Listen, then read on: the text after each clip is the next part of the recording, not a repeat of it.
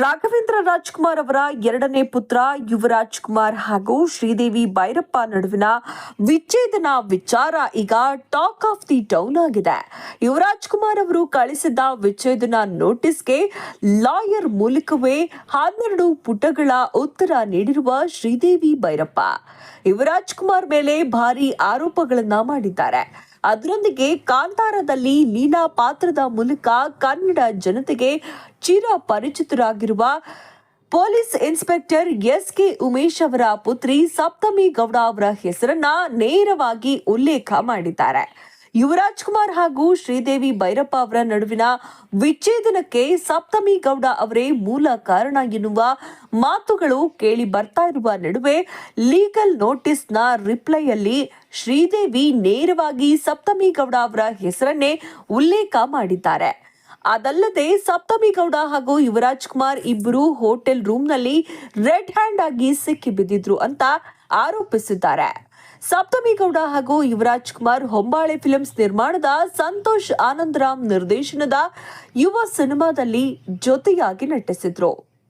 ಯುವ ಅವರ ವರ್ತನೆಯಿಂದ ನನಗೆ ಬಹಳ ಆಘಾತ ಆಗಿದೆ. ಅದಲ್ಲದೆ ಅವರ ಕುಟುಂಬವು ನನಗೆ ಅನ್ಯಾಯ ಮಾಡಿದೆ.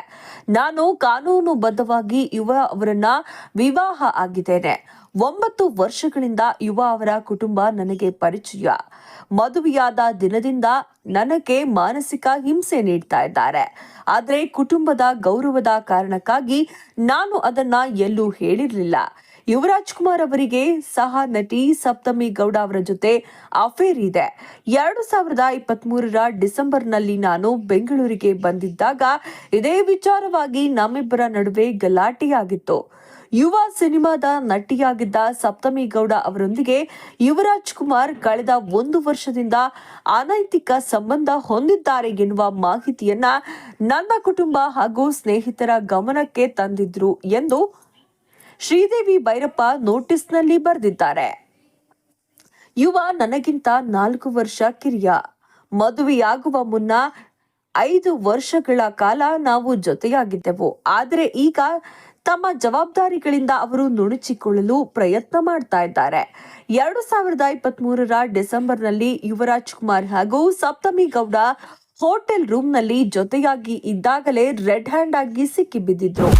ಇದು ನನಗೆ ಯುವರಾಜ್ ಕುಮಾರ್ ಹಾಗೂ ಸಪ್ತಮಿ ಗೌಡ ವಿರುದ್ಧ ಸೂಕ್ತ ಕ್ರಮ ಕೈಗೊಳ್ಳಲು ಸಾಕಾಗಿದೆ ಎಂದು ಶ್ರೀದೇವಿ ಭೈರಪ್ಪ ತಿಳಿಸಿದ್ದಾರೆ.